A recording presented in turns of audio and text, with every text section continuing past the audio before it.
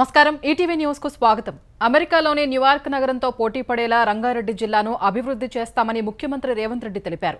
రాచకొండ ప్రాంతాన్ని పర్యాటక హబ్ గా తీర్చిదిద్దుతామని, outer ring road, regional ring road మధ్య ఒక్కో ప్రాంతంలో ఒక్కో రకం పరిశ్రమలు తీసుకొస్తామన్నారు.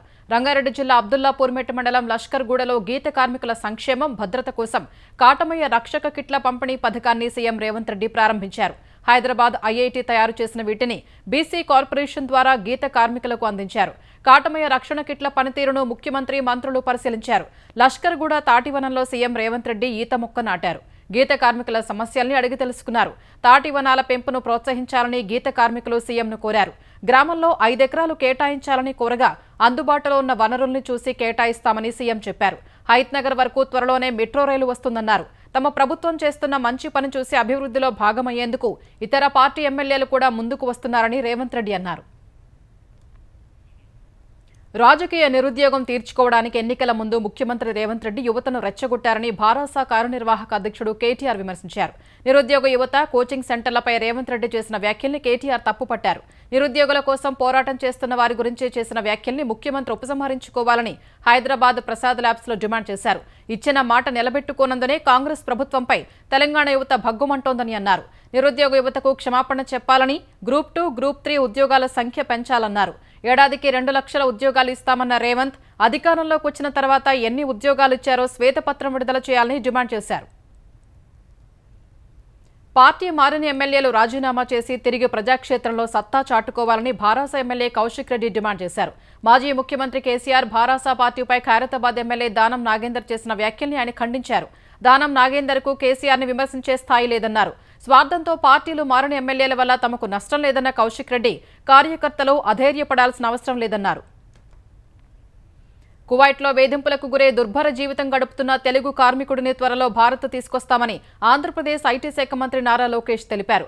కువైట్లో వేధింపులపై సామాజిక మాధ్యమాల్లో వీడియో పోస్ట్ చేసిన బాధితుడు తనకు సాయం చేయకపోతే చావే దిక్కని పేర్కొన్నాడు. వీడియోలోని వ్యక్తిని గుర్తించామని, తెలుగుదేశం ఎన్ఆర్ఐ బృందం ఆయన్ను చేరుకుందని మంత్రి లోకేష్ వెల్లడించారు. కేంద్ర ప్రభుత్వం సహకారంతో బాధితుడిని త్వరలో తీసుకొస్తామని చెప్పారు. మచిలీపట్నంలో త్వరలోనే 60 కోట్ల రూపాయలతో అభివృద్ధి పనులు చేపట్టనున్నట్లు ఆంధ్రప్రదేశ్ ఎక్సైజ్ శాఖ మంత్రి కొల్లు రవీంద్ర చెప్పారు. మచిలీపట్నం తెలుగుదేశం కార్యాలయంలో ప్రజా దర్బారు నిర్వహించిన మంత్రి ప్రజల నుంచి నేరుగా అర్జీలు స్వీకరించారు. మాజీ మంత్రి పేర్ని నాని చేతగానితనం వల్లే మచిలీపట్నంలో సమస్యలు తిష్టవేశాయన్నారు.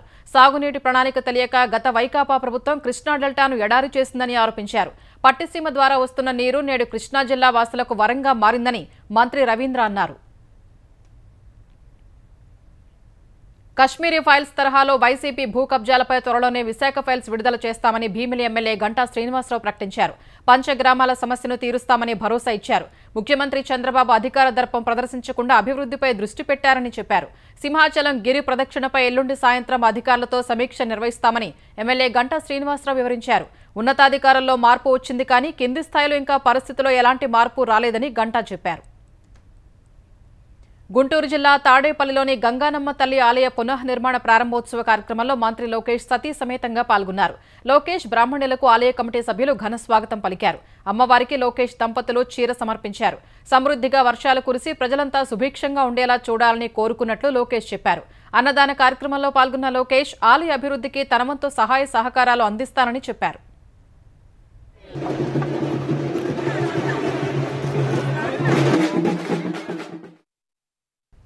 విజయవాడ ఇంద్రకీలాద్రిపై ఆషాఢమాసం సందర్భంగా భక్తులు దుర్గమ్మకు బోనాలు, సారీ సమర్పించారు. తెలంగాణకు చెందిన భాగ్యనగర్ మహంకాళి ఉత్సవాల కమిటీ ఆధ్వర్యంలో దుర్గమ్మకు బంగారు బోనం సమర్పించారు. మేళతాళాలు, కోలాటాలు, నృత్యాలు చేస్తూ భారీ ఊరేగింపుగా కొండపైకి చేరుకుని దుర్గమ్మకు బోనం సమర్పించారు. ఏటా ఆషాఢమాసంలో భాగ్యనగర్ కమిటీ ఆధ్వర్యంలో బెజవాడ దుర్గమ్మకు బంగారు బోనం, సారీ సమర్పించడం ఆనవాయితీ. ప్రజలందరూ ఆయుర ఆరోగ్యాలతో ఉండాలని దుర్గమ్మను ప్రార్థించినట్లు కమిటీ సభ్యులు తెలిపారు.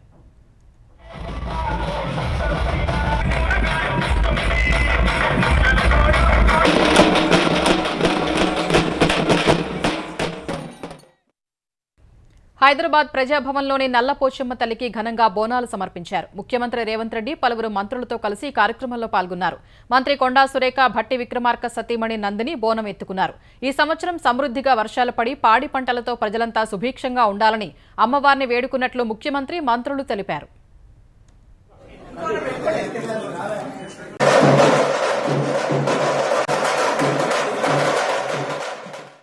ఒడిశాలోని పూరి జగన్నాథుని రత్న భాండాగారం తెరుచుకుంది. ప్రత్యేక పూజల అనంతరం మధ్యాహ్నం రహస్య గది తలుపులు తెరిచారు. శ్రీక్షేత్రంలో జగన్నాథుడి నిత్య సేవలకు అంతరాయం కలగకుండా భాండాగారం తెరిచేందుకు అధికారులు ఏర్పాట్లు చేశారు. రత్న భాండాగారంలోని ఆభరణాల లెక్కింపు తదితర ప్రక్రియంతా డిజిటలైజేషన్ చేయనున్నారు.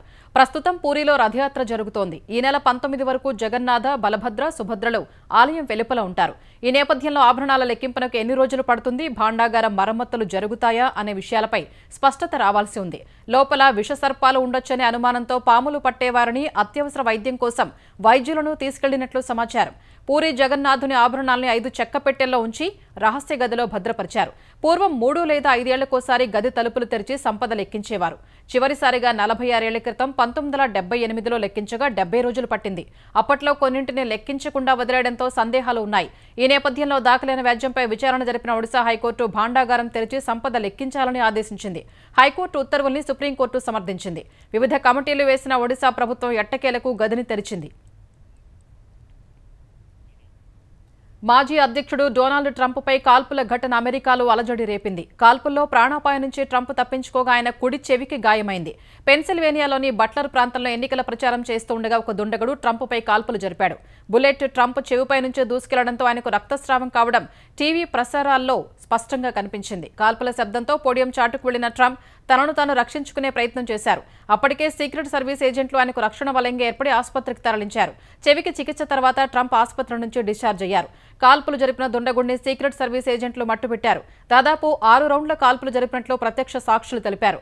దుండగుడి కాల్పుల్లో ట్రంప్ ప్రచారంలో పాల్గొన్న ఓ వ్యక్తి మృతి చెందగా మరో 2 తీవ్రంగా గాయపడ్డారు. ప్రస్తుతం వారు చికిత్స పొందుతున్నట్లు అధికారులు తెలిపారు. ట్రంప్పై కాల్పులు జరిపిన వ్యక్తిని 20 ఏళ్ల థామస్ మాథ్యూ క్రూక్స్ గా దర్యాప్తు అధికారులు గుర్తించారు. క్రూక్స్ ఇంటి వద్ద పోలీసుల్ని మోహరించారు. కాల్పుల ఘటనపై వేగంగా స్పందించిన అమెరికా సీక్రెట్ సర్వీస్ సహా మిగతా సిబ్బందికి ట్రంప్ ధన్యవాదాలు తెలిపారు. కాల్పుల్లో మరణించిన వ్యక్తి కుటుంబానికి, గాయపడిన వారికి సానుభూతి తెలిపారు.